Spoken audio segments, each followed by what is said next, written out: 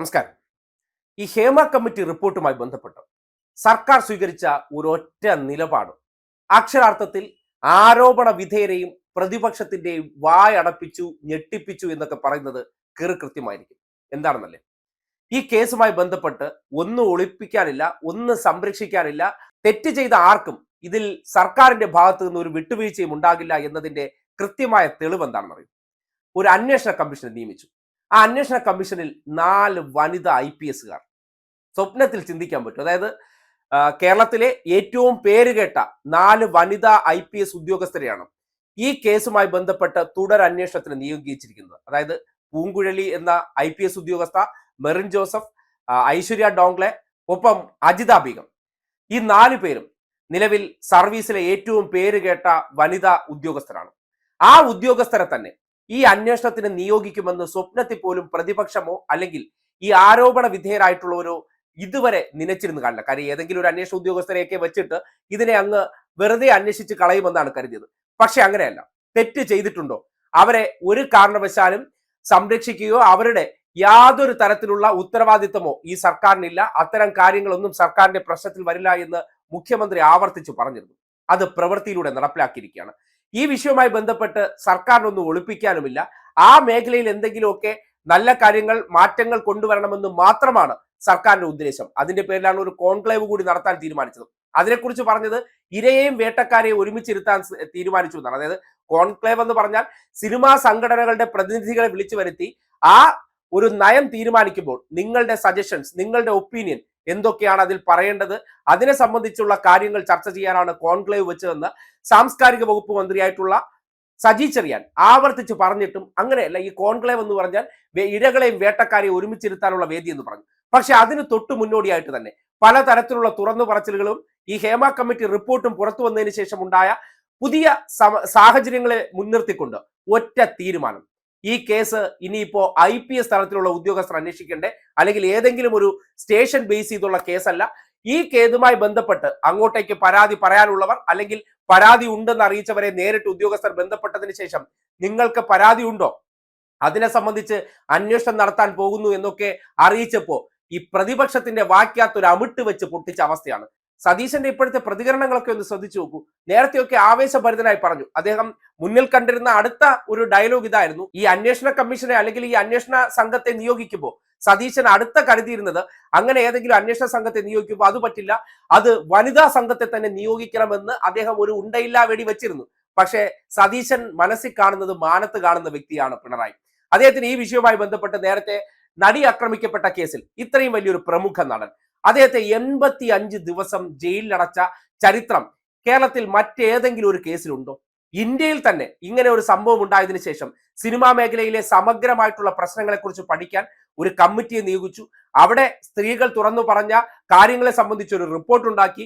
ആ റിപ്പോർട്ട് ഒടുവിൽ പുറത്തേക്ക് വരുമ്പോൾ അതുമായി ബന്ധപ്പെട്ട് പലതരത്തിലുള്ള പ്രചരണങ്ങൾ, അതായത് സർക്കാർ വൈകിപ്പിച്ചു എന്ന പോയിന്റിലാണ് നിൽക്കുന്നത്. ഇത് പഠിച്ചതോ ഈ വിശേഷങ്ങളുമായി ബന്ധപ്പെട്ട അല്ലെങ്കിൽ ഈ മേഖലയുമായി ബന്ധപ്പെട്ട കൊള്ളരുതായ്മകളെ കുറിച്ചെല്ലാം ഒരു കൃത്യമായിട്ടുള്ള ഒരു ഡോക്യുമെന്റ് ഉണ്ടാക്കി അതിൽ നടപടി ഉണ്ടാക്കാൻ പറ്റുന്ന രീതിയിലേക്ക് കാര്യങ്ങൾ എത്തി നിർത്തിയ സന്ദർഭത്തിലാണ് ഇത് വെച്ചിട്ട് കേസെടുക്കാത്തത് എന്താണെന്ന് മറ്റൊരു ചോദ്യം. കാര്യം ഇത്രയും വലിയ ഒരു ക്രിമിനൽ കുറ്റകൃത്യം നടന്നിട്ട് പോലീസിന് സ്വമേധയാ കേസെടുക്കാമെന്നാണ് ഇവർ പറയുന്ന ഒരു കാര്യം. ഇപ്പോൾ തന്നെ നിങ്ങൾ നോക്കൂ, പലതരത്തിലുള്ള തുറന്നു പറച്ചിലുകൾ പുറത്തേക്ക് വരുന്നുണ്ട്. ആ തുറന്നു പറച്ചിലുകൾ ഇന്ന് പറയുന്ന കാര്യത്തെ നാളെ മാറ്റി പറയുന്ന രീതി ഉണ്ടാവുകയാണ്. ഇതാണ് ആ റിപ്പോർട്ടുമായി ബന്ധപ്പെട്ടും മൊഴി കൊടുത്തിരിക്കുന്നവർ അന്ന് ഉറപ്പ് കൊടുത്തൊരു കാര്യമാണ്. കോൺഫിഡൻഷ്യൽ ആയിരിക്കും, ഇതുമായി ബന്ധപ്പെട്ട് ഒരു തരത്തിലും നിങ്ങളുടെ പേരോ അഡ്രസ്സോ വിവരങ്ങളോ പുറത്തു വരില്ലെന്നുള്ള ഉറപ്പിന്റെ അടിസ്ഥാനത്തിൽ അവർ പറഞ്ഞ കാര്യങ്ങളാണ്. അത് സംബന്ധിച്ച് ഒരു റിപ്പോർട്ട് തയ്യാറാക്കി സിനിമാ മേഖലയിൽ കൊണ്ടുവരേണ്ട മാറ്റങ്ങളെക്കുറിച്ച് ആ കമ്മിറ്റി പഠിച്ച് റിപ്പോർട്ട് സമർപ്പിച്ചതാണ്. ആ സമർപ്പിച്ച റിപ്പോർട്ടിനോടൊപ്പമാണ് ഇവർക്കുണ്ടായ ദുരനുഭവങ്ങളെ കുറിച്ചൊക്കെ ഈ മേഖലയിൽ നടക്കുന്ന കൊള്ളരുതായ്മകളെ കുറിച്ചൊക്കെ ഒരു ഡീറ്റെയിൽ ആക്കി മാറ്റിയത്. അതിനെയാണ് ഉടനെ ഉയർത്തിക്കാട്ടിക്കൊണ്ട് എന്തുകൊണ്ട് ഇത് കേസെടുക്കുന്നില്ല എന്ന ആരോപണം ഉന്നയിച്ചത്.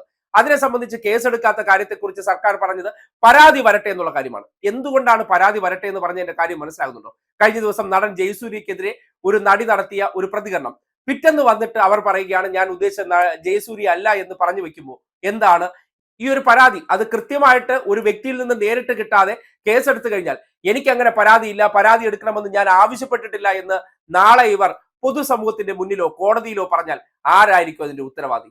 ഇത്രയേ ഉള്ളൂ കാര്യം. ഈ വിഷയവുമായി ബന്ധപ്പെട്ട് സർക്കാർ പോകുന്നത് കറക്റ്റ് വേയിലാണ്. ആ വിഷയത്തിൽ ഹേമ കമ്മിറ്റി റിപ്പോർട്ട്, അതായത് നടി ഗീത തന്നെ നേരത്തെ പറഞ്ഞ കണക്ക് ഈ മേഖലയിൽ ഒരു കാര്യങ്ങളെക്കുറിച്ച് പഠിക്കാൻ ഒരു കമ്മിറ്റിയെ നിയോഗിച്ചുകൊണ്ട് വളരെ കൃത്യമായിട്ട് ഒരു ഡോക്യുമെന്റ് തയ്യാറാക്കി. ആ ഡോക്യുമെന്റിനകത്ത് എല്ലാത്തരം കൊള്ളരുതായ്മകളെ കുറിച്ചും എല്ലാത്തരം വേട്ടക്കാരന്മാരെ കുറിച്ചുള്ള വിവരങ്ങളുണ്ട്. അതിനെ സംബന്ധിച്ച് ഒരു അന്വേഷണ ടീമിനെ തന്നെ അങ്ങ് നിയോഗിക്കുകയാണ്. അതും 4 വനിതാ IPS ഉദ്യോഗസ്ഥർ. ഒരു ഭയവും കൂടാതെ ഇരയാക്കപ്പെട്ടവർക്ക് അവരുടെ അനുഭവങ്ങളെക്കുറിച്ചും ഈ മേഖലയിലെ കൊള്ളരുതായ്മകളെക്കുറിച്ചും ലൈംഗിക ചൂഷണങ്ങളെക്കുറിച്ചെല്ലാം തുറന്നു പറയാനുള്ള അവസരം ഉണ്ടാക്കി കൊടുത്തിരിക്കുകയാണ്. അങ്ങനെ ഒരു അവസരം കൊടുക്കുമ്പോൾ ഇതിനേക്കാൾ ഒരു സർക്കാർ ഏത് മേഖലയായിക്കോട്ടെ, ഏത് വമ്പനോ ആയിക്കോട്ടെ, ആരായിരുന്നാലും കൊടുക്കാൻ പറ്റുന്ന, അല്ലെങ്കിൽ നിങ്ങൾ നേരിട്ട ദുരനുഭവത്തെ മുൻനിർത്തിക്കൊണ്ട് അവർക്കെതിരെ ശക്തമായ പരാതി ഉണ്ടെങ്കിൽ, അവരെ പ്രോസിക്യൂട്ട് ചെയ്യണമെന്ന് ആഗ്രഹമുണ്ടെങ്കിൽ നിങ്ങൾക്ക് അതിനുള്ള വലിയ അവസരം ഉണ്ടായിരിക്കുകയാണ്. ഒരു പുരുഷന്റെ അടുത്ത് നിങ്ങൾക്ക് അത് പറയേണ്ടി വരില്ല.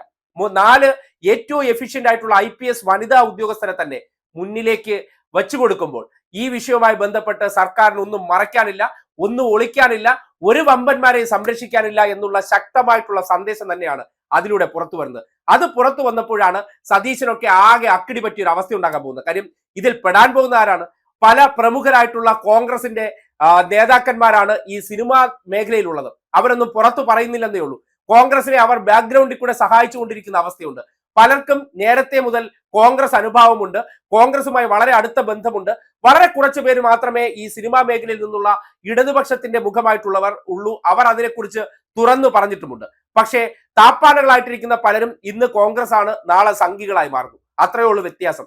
അതിൽ നിങ്ങൾക്ക് ഉദാഹരണമായി ദേവനെ കാണാം, അതിൽ നിങ്ങൾക്ക് ഉദാഹരണമായിട്ട് മേജർ രവിയെ കാണാം, നിങ്ങൾക്ക് സുരേഷ് ഗോപിയെ കാണാം. അങ്ങനെ പല പല ഉദാഹരണങ്ങളുണ്ട്. ആ ഉദാഹരണങ്ങളെല്ലാം മുൻനിർത്തി നോക്കുമ്പോൾ ഈ മേഖലയിൽ കോൺഗ്രസുകാരായിട്ടുള്ള നേതാക്കന്മാർ അരങ്ങു വാഴുന്ന സിനിമാ മേഖല, അവർ നടത്തിക്കൊണ്ടിരിക്കുന്ന കൊള്ളരുതായ്മകളെ കുറിച്ചെല്ലാം ഇപ്പോൾ വളരെ ശക്തമായിട്ട് ഒരു അന്വേഷണ സംഘത്തെ നിയോഗിച്ചതിലൂടെ കോൺഗ്രസുകാരും അടപടലം പെട്ടു എന്ന അവസ്ഥയിലെത്തിയെന്ന് നിസ്സംശയം പറഞ്ഞു വെക്കേണ്ടി വരികയാണ്.